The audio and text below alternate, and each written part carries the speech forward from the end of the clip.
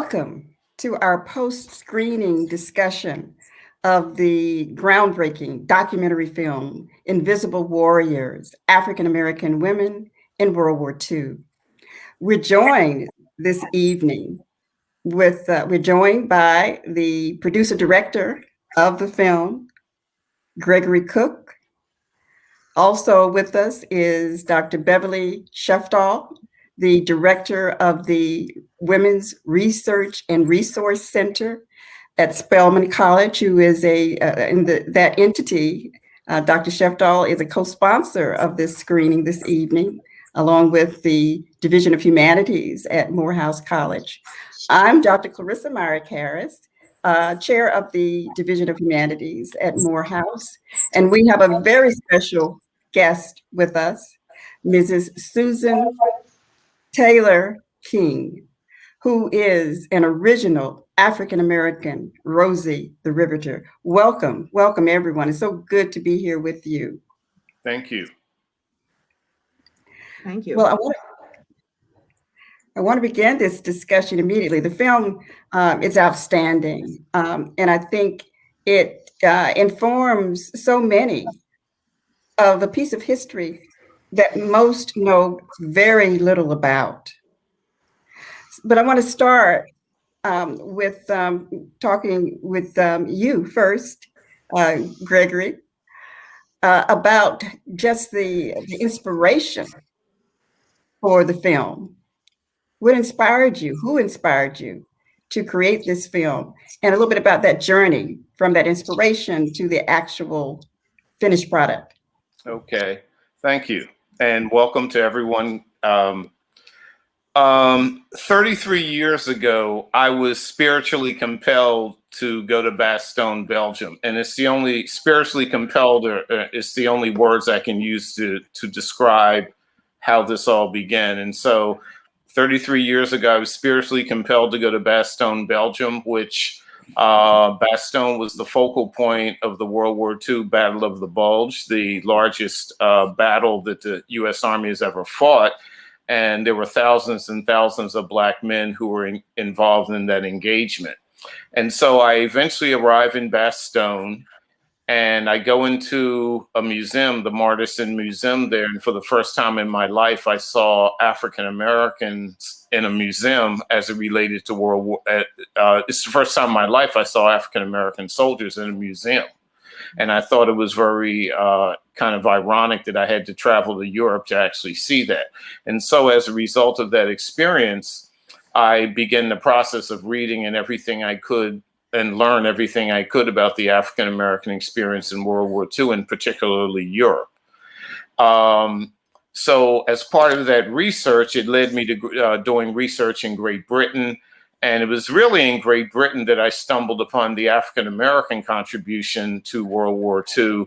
And by doing research in Great Britain, I stumbled upon Rosie the Riveters. You know, Great Britain had their own version. They had women workers in factories and all too, just like we did in the US.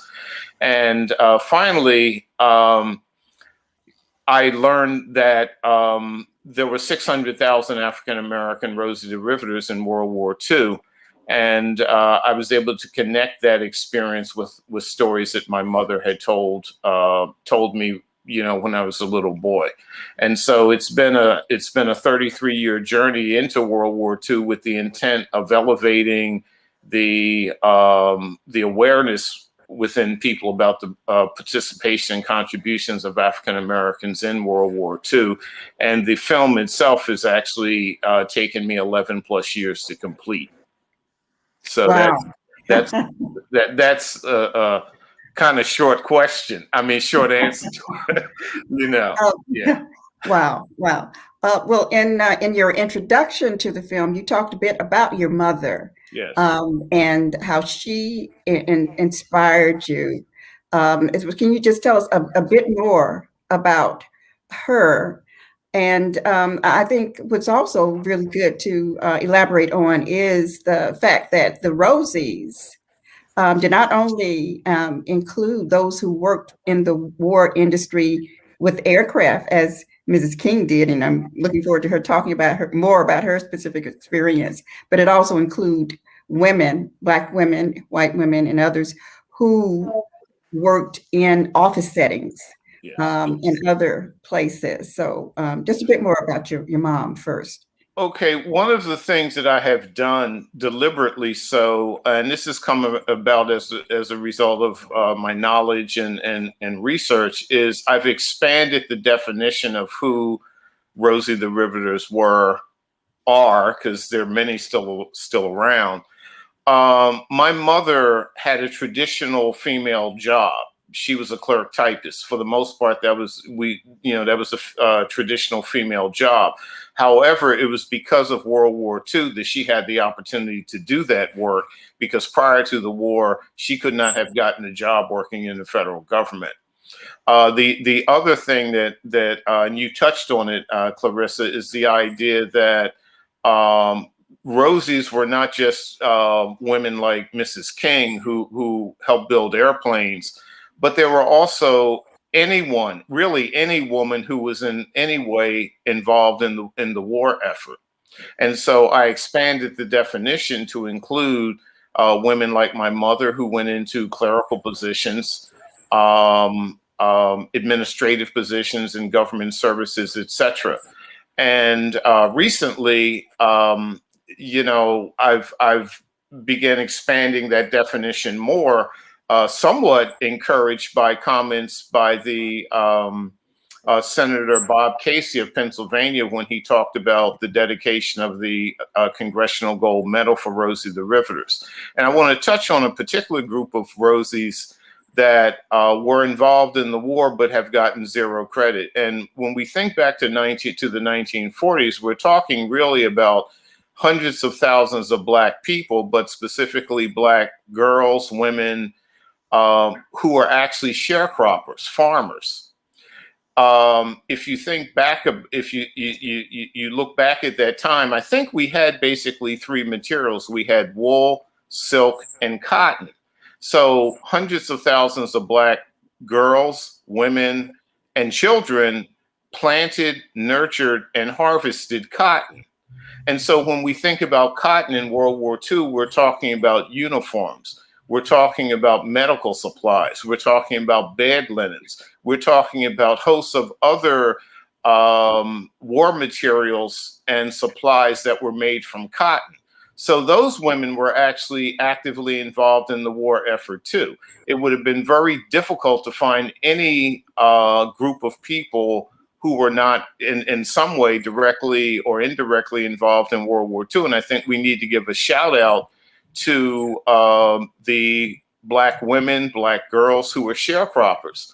And the last thing I want to say about that is, if you were a sharecropper and the land that you worked grew cotton, you were out in the field doing something related to cotton, probably when you were 4 or 5 years old. When you could walk or stand up, you were out in the field. And so I think we need to acknowledge that these women, girls, teenagers were actually in the war in the war effort too, although they have not received any substantive credit for that. Yes, indeed. I want to bring Beverly into the conversation a little bit right now, and just have you, Beverly, elaborate on what Greg has said, essentially about the status and the kinds of jobs that African American women had in the period leading up to the World War II, pre-Civil Rights Movement, but leading up to World War II. The status, the roles, the challenges Black women face. Beverly? Well, I would say that prior to the war effort, Black women were really confined to low-paying domestic service jobs. Most African American women were, in the South, sharecropping, as Gregory indicated. Domestic labor, mainly in white households, earning very little money, long hours. subject to sexual exploitation in those domestic spaces. Black folk migrated out of the South prior to World War II to escape the conditions or war conditions that Black women were subjected to because of racism and sexism and classism. So the situation with respect to Black women and their economic viability was grim, actually, prior to World War II.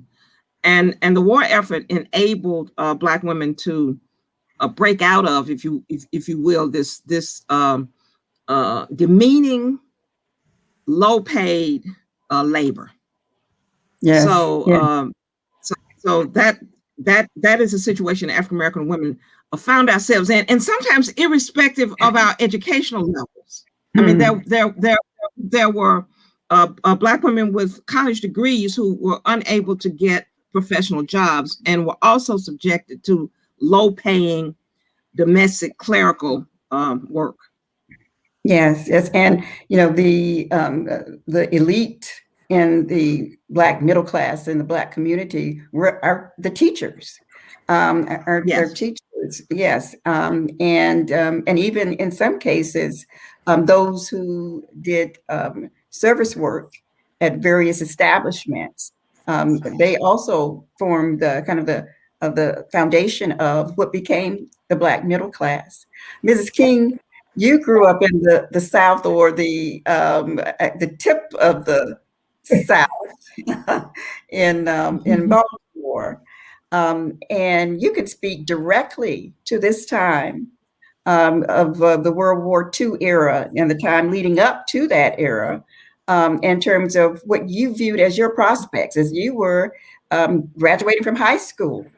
Talk a bit more about what motivated you to look to the war industry and what you viewed as your prospects at that time before you found out about that opportunity.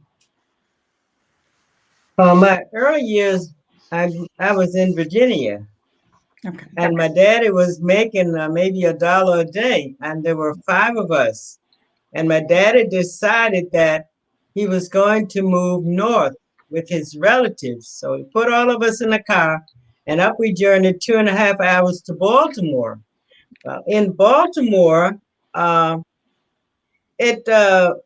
you could look forward to teaching if you could afford the $40 a semester to go to Morgan, or if your grade point average is high enough to enter Coppin State Free College. Oftentimes, the darker girls were not given an opportunity to go to the free college.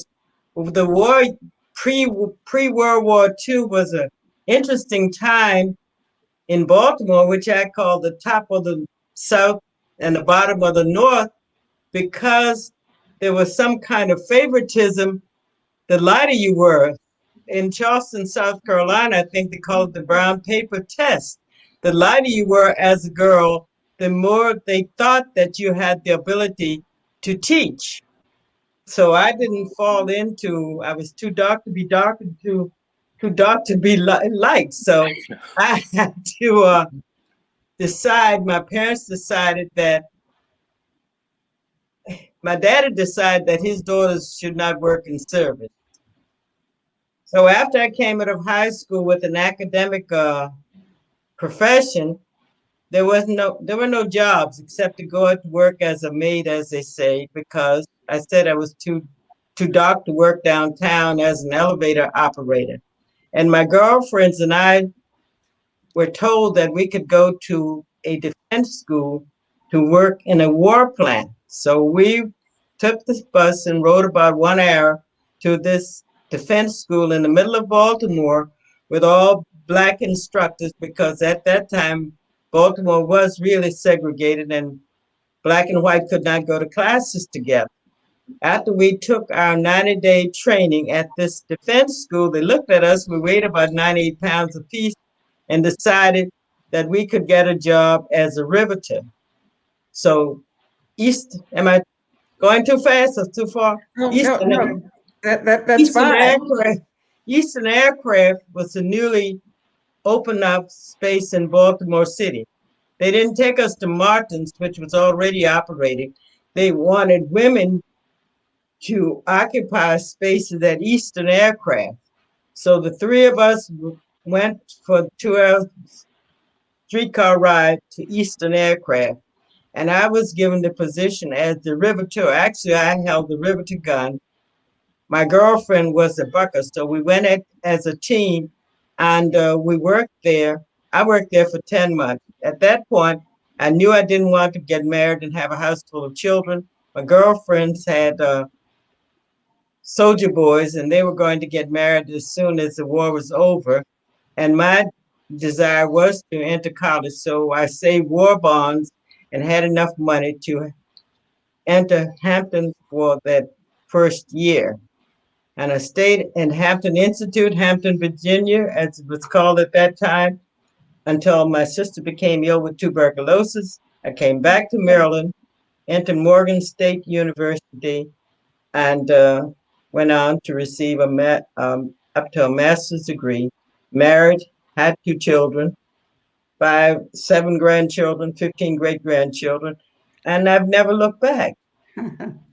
I'm curious, Mrs. King, do you think if you had not had the experience as Rosie the Riveter, you would have gone on to college and to earn your master's, and do the things that you felt empowered to do?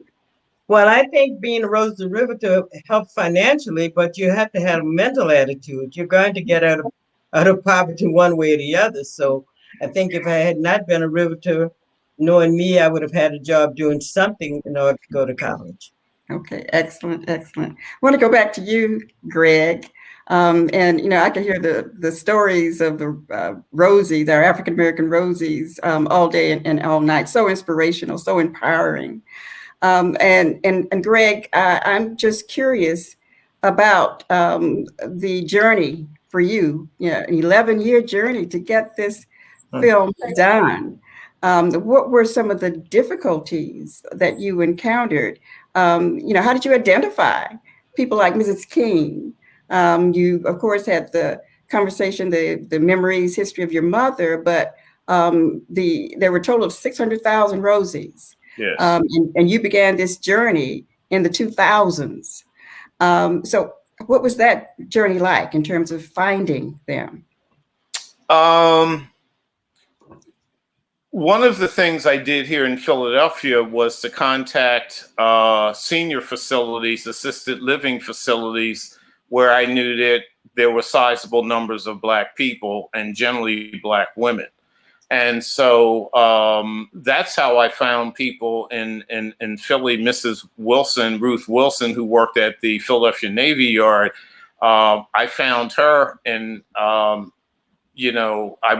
contacted the facility where she lives, and they made an announcement over the loudspeaker, and that's how I met her.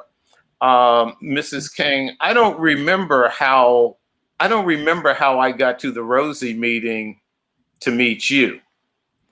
But I met Mrs. King at an actual Rosie the Riveter meeting in Baltimore. And, she was the only African American there.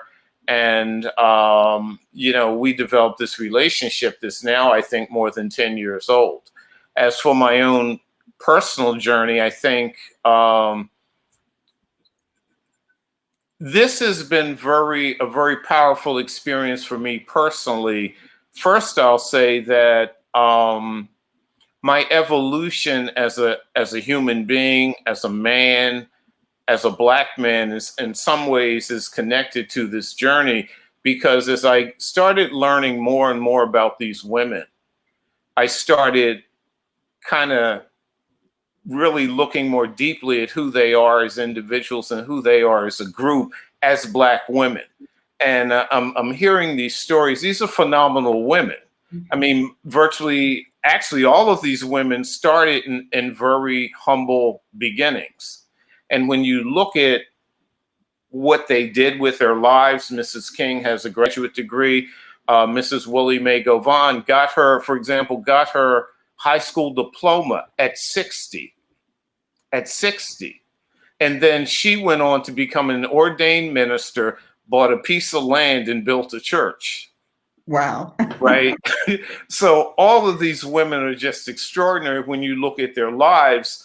And it touched me. Sadly, my mother transitioned before I even started working on this. And I have a million questions I'd like to ask her. And I think my mother, what she had in common with most of the Rosies, she did not know her historical significance when she transpired. Every Rosie in my documentary, except Mrs. King, had to be talked into it by me. I had to give them a history lesson and tell them that they had done something historically significant. Because during the war, it was a great job, great paying, but they saw it as a job. You know, it was an alternative to being a sharecropper, to being a domestic. And when the war was over, they went on with their lives. And so when I met these women, it was moderately challenging. You know, these women had never been in front of a camera, never been interviewed. No one had ever asked them really what they had done during World War II. And here I come and start asking these questions. And the other, part of the other challenge during the early years of this, and this is where it tested me, for about 5 years from 2009 to 2014 were literally the worst years of my life. And I persevered. I demonstrated resilience, determination, all the same qualities that these women had displayed in their lives.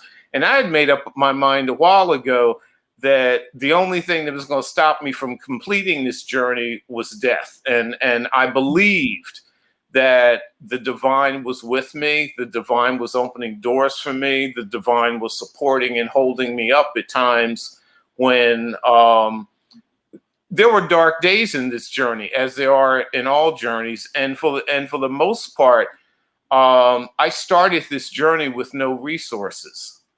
And so, I started this with the last personal resources I had, and that was almost 12 years ago. But what has come out of this for me is I have become a better person, a better man, a spiritually stronger person, because I can look at things now and understand how a lot of people were sent to help me. There are a lot of people who helped me, seen and unseen. My mother made an appearance in my life a couple of times to let me know that she was there and she was guiding me. And when I've reached out to the divine, to our ancestors, they have helped me. I did not do this on my own. Amen. I was not capable of doing this on my own. And so a lot of people, seen and unseen, have helped me. And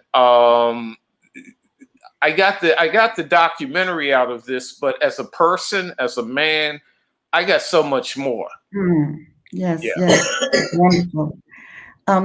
I wanted to ask specifically about your encounter, and this is a question to both you and Beverly. I say the name Dorothy Height and Gregory, so I'm curious to know how it is that you came to interview her for the film, and how it is that you even categorized or understood her to be in the category of an African American Rosie.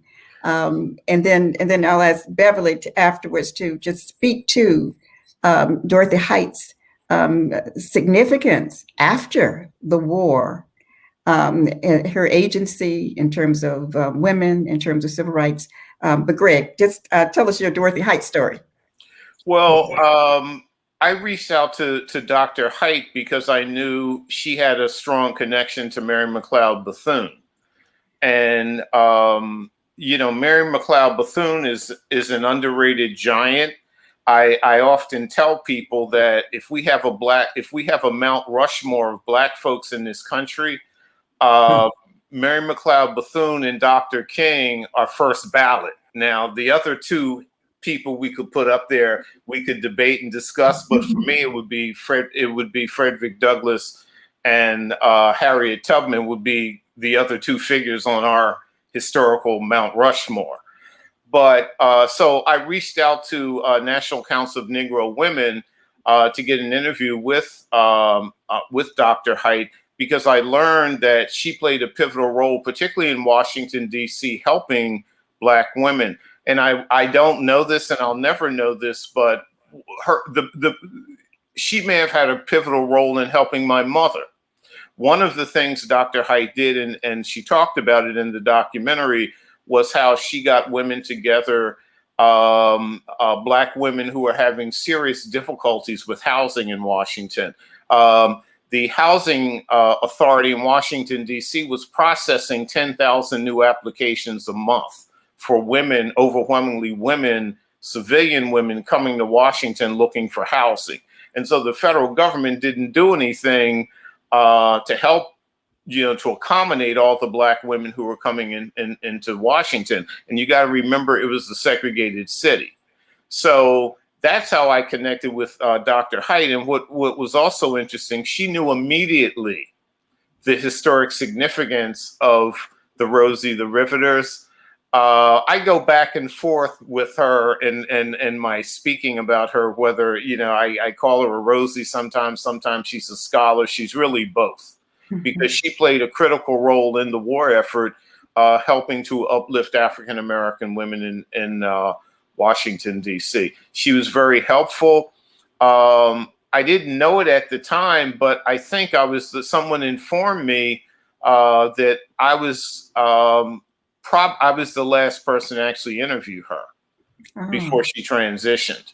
So she was sharp, she was personable, she was detailed, she was bad. Yeah, at the age of 98, I think she was when she made the transition. Yes. Yeah. And Beverly, could you speak to Dorothy Height's influence, her impact post-World War II era? Now, during World War II, as you said, Gregory, she was right there advocating for and helping women generally, Black women in particular, in her job with, I think, the YWCA. She had a major role in terms of race relations, in terms of trying to make conditions better for Black people. After the war, and I think it's also significant, important to know that she actually met and actually was inspired to go into her life of service, civil rights advocacy, women's rights advocacy by Mary McLeod Bethune. So you met her and Eleanor Roosevelt, Yes. and they helped to direct her into this life. But Beverly, could you speak a bit about the impact of Dorothy Height after the war? I think we need to back up for just a minute, and this is something we have not said. Okay. And Mary McLeod Bethune, the first president of the National Council of Negro Women, is critical here, and that is that it was not easy for Black women to get jobs during the war effort. They were discriminated against, seriously discriminated against. So white women were being hired, African-American women were not being hired. And so in 1941, Mary McLeod Bethune and A. Philip Randolph were the two people who pushed President Roosevelt to do, I think it was Executive Order 8802, which prohibited the federal government from discriminating against Black folk. So were it not for, I would argue that were it not for Mary McLeod Bethune and A. Philip Randolph pushing for this executive order, Black women would have found it difficult to get these jobs. You are absolutely right. I mean, the threat of the march on Washington, that's right. It's a threat from Washington. So these 600,000 Black women that Gregory has told us about may not have been able to be Rosie the Riveters were it not for Mary McLeod Bethune, A. Philip Randolph, and the pressure that they put on President Roosevelt. So we have to say that they didn't want Black women to get these good jobs. and Yes. tried to prohibit them from getting them. And of Yes. course, as you've indicated, Mary McLeod Bethune had a huge impact on Dr. Height. Probably her main mentor. She succeeded Dorothy Height. Succeeded Mary McLeod Bethune as president of the National Council of Negro Women, the largest Black women's organization ever, still is. And so Dorothy Height was critical in civil rights and women's rights. We tend to say less about the women's rights part of her activism than the civil rights, but she was extremely important. We could say the only Black woman in that period who was head of a major civil rights organization, even though NCNW is sometimes not thought about as a civil rights organization. So after the war, as you indicated, she continued this important advocacy and mobilization on the part of African American women. There's one effort that we don't talk very much about in terms of Mary McLeod Bethune. She traveled to the South. She was very interested in coalitions, solidarities among women, and she did something called Women on Wednesdays. And so she traveled to Mississippi, and she had gatherings between Black and white women to try to persuade them to help with the efforts to liberate Black women from all of the kinds of issues that we're talking about. So Mary McLeod Bethune was critical to begin with in 1941, and Dorothy Height took up that mantle after the war effort and continued until she died, as you all indicated, at 98 years old, to struggle for the liberation of Black women in the U.S. and around the world. The National Council for Negro Women had chapters outside of the U.S., so it wasn't just a U.S. effort. So Dorothy Height is extremely important. Yes. And I think it's important for people to know that within the civil rights movement, the leadership of the civil rights movement, she was considered one of the big six of leaders that advised Martin Luther King Jr. and other leaders of the movement. Now, it's interesting, she did not speak during the 1963 March on Washington, but she was pivotal. She was extremely important in that process of rallying people to join the March on Washington. And she sat on the podium with the other leaders, even though she did not speak. And so she, yes, indeed, was an extremely important person in the civil rights movement and women's rights movement. I want to circle back around to Marissa, can I just say one thing about that? Yes. Because Greg, Janetta Cole and I interviewed Dorothy Height for Gender Talk. Yes, you did. Yes. She was extremely upset. We need to say this. She was extremely upset. Dorothy Height was extremely upset that no women were allowed to speak at the March on Washington, and were relegated to sitting on the side. And one of the things that I want to say, historically speaking, is the important women, and I mean, we could just name all of the women in the civil rights movement who traveled to DC and also were prohibited from going with the men, the big four, to the White House to meet with Kennedy.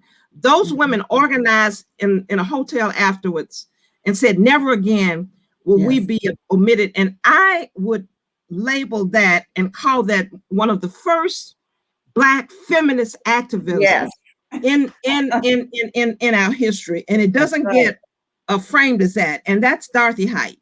And the leadership of those women. Yes, indeed. Excellent. Thank you. I'd just like to piggyback on something about, the labor during the war that Beverly mentioned. There was an acute labor shortage throughout World War II, even though we had pretty much close to full mobilization. Black women were the last hired, and in some cases, even organizations, factories, companies, where there were shortages in labor, they would not hire Black women. And I think that was phenomenal, given that we had acute labor shortages throughout the war. And Black women were the last hired. Most Black women were hired in 1944 which is the last full year of World War II. And of course, layoffs actually started in January 1945. We were still at war in Europe and Japan, but in January 1945, we could see the end of the war in Europe. And so factories, companies in the US had already started laying women off. And of course, since Black women were the last ones hired, they were also the first ones let go. Yes, yes. Yeah. And I want to bring Ms. King back into this conversation because you were there. You experienced all the things that we've been talking about. And I find that when I talk to women and men for that matter, who were actual participants in the history that we are talking about, they underplay their roles, they underplay the challenges that they experienced during that time. So I'm going to ask you, Mrs. King, to speak to your personal experience first on the front lines in the war industry as an actual Rosie the Riveter, working around for the first time in your life, I think you said, white people. You know, you grew up in a segregated community. As actually I did too, as a native of Atlanta. But you were thrust immediately into an environment. Not only were you learning to be a riveter, you went to riveting school, and then you were working there on the plains, but you also were interacting with your fellow white women workers. And what was that like for you? And I know you've downplayed that relationship between Blacks and whites, but I'd appreciate your speaking to how you handled it, what you experienced during that time. When the Eastern Aircraft bought the plant from Chevrolet Division, the federal government had issued a moratorium that it would be fully integrated because they did not want, even though integration was in Baltimore City, was in Martin, was everywhere around, and the Eastern Aircraft, they could not hire us on a segregated basis. So this was the first time that the few Afro-Black girls had gone from the inner city of Baltimore to work at a place, and we called it the defense plant, fully integrated. We ate along with the white workers. We worked alongside of the white workers. If there were any complaints, it was not actually brought to us. We were not the first hired and the first to let go. When that plant shut down, and I've talked to white women who worked in the plant with me, everybody was given the ticket to go. Of course, I was not there when the plant shut down because I had gone on to college. But this was the first time in my life that I was able to sit in a cafeteria, eat alongside the white. They didn't say anything. I don't remember any racist remarks. And I don't, at 18 years old, I guess if it was said, it probably went over our heads, so we said something back to them. But I don't remember any overt racial actions during my tenure at the defense plant. Well, what do you think is, and I appreciate your saying that about your specific situation.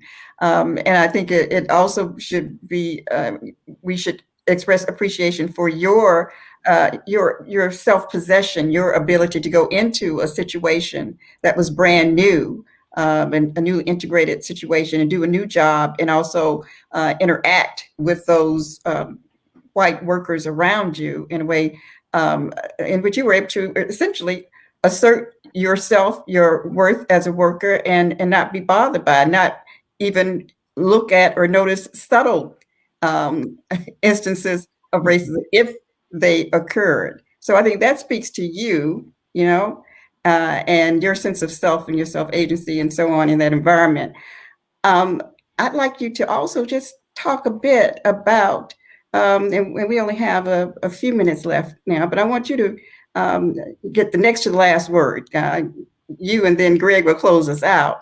But what do you think is important for us to know? You know, this is Women's History Month. We're closing out Women's History Month. This month, also, we celebrated Rosie the Riveter's Day, which was on March 21st.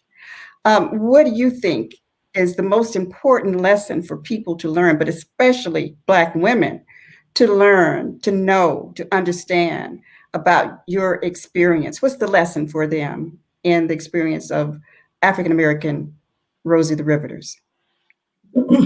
As I move around the country or the town, speaking as a Rosie, I would first want to say I didn't get here by sitting home wishing to be here. I saw an advertisement on TV calling all roses. And I said to my daughter, I said, oh, that's me. Let me take out this number and call. So I called the organization in Richmond, California. And at that time, I don't think they knew whether I was Black or white. They said, send your information. It just so happened that even though my mother had had a fire in the apartment, these are the few things that she picked up. And my certificate from the defense school was in there. And I sent a copy of my certificate to Richmond, California. They were glad to have it. So they wanted my life's history, and I wrote it down and sent it because I had already retired. And the people in Richmond, California, directed me to the chapter here that was newly formed in Baltimore. Right away, I became the secretary of this chapter. There were not another Black face in the chapter. I remember when Gregory came talking, and he looked at me, and I know Gregory was a friend, I understand, of one of the women there. And we went out to dinner and we talked, and then we were invited to this lady's house, who you will see in the film, Mrs. Adelia Johnson, who is now bedridden. And we went out to her house, and there was never any sneer or backlash because I was Black. They looked for me when we went to the national convention. Somehow or another, I was the only Black here. So I said to the national president, why is it? Because I know I had friends who had worked in the shipyard in Philadelphia. Why is it that there are not any Black women present? And the answer is they simply did not apply. So I don't know that there is any backlash for having being the only Black Rosie. The backlash is that we don't apply. And I said to my children, my grandchildren, if you want something, go after it. And if you don't go after it, you can never get it. If you go after it and don't get it, look around and find out why. My husband was a professor at Morgan State University. So my sister said, I went to Morgan, and why did he look around and pick you? I said, I don't know. This is just where the mountain flocks. But we have always told our children, if you want something, to go after it. I said, if you want it, go get it. Okay, yeah. that's a good lesson for my children today. Yes, and yes, I had women. Thank you, thank you. And Gregory, we're going to close out with your last words. Okay. What do you want people to take away from your film? What's the important lesson? That the 600,000 African American women as a group are arguably the most significant group of women in the 20th century, Black women of the 20th century. You know, not only were they born during the Great Depression and did what they did during World War II, but they were also, that generation was also spearheaded and backboned the civil rights movement.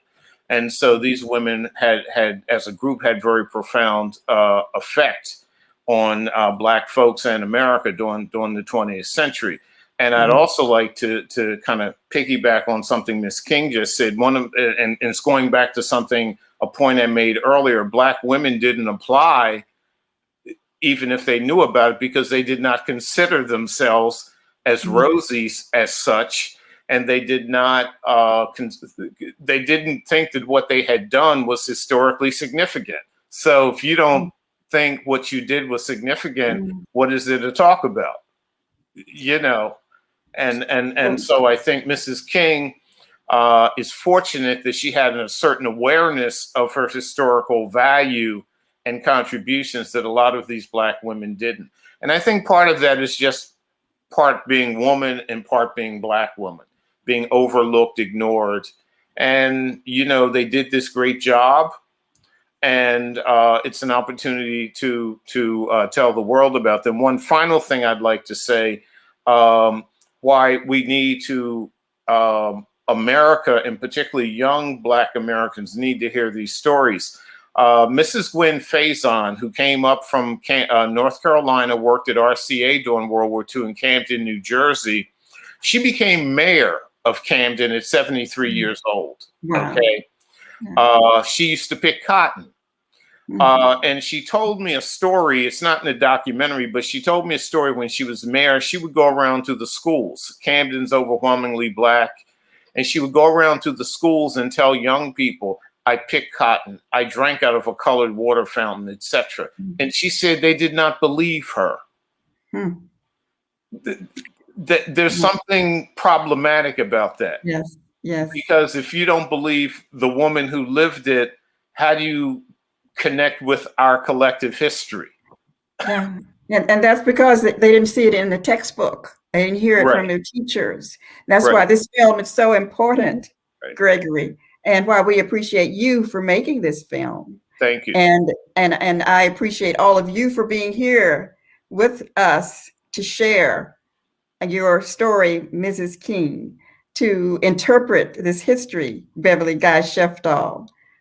Thank you again, filmmaker Gregory Cooke, for bringing to us Invisible Warriors, African American Women in World War II. Thank you. Thank you. Good night. Night. Good night. Good night.